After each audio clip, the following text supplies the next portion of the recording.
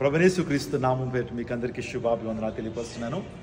రేపు అనగా 8వ తారీఖు సెప్టెంబర్ 8 క్రైస్ట్ టెంపుల్లో జరిగిన 4 ఆరాధనలు ఇదే స్థలంలో జరగబోతూ ఉన్నాయి.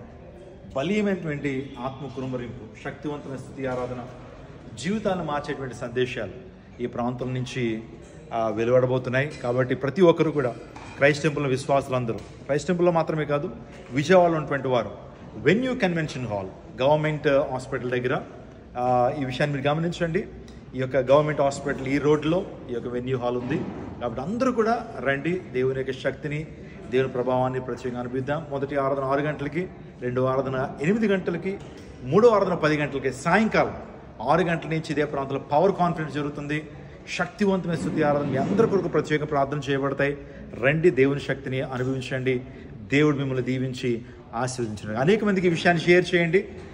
వెన్యూ మారిందని చెప్పాల్సిందిగా ప్రభుపేట మీకు మనం చేస్తున్నాను. God bless you. God bless hour Vijayawada. God bless our India.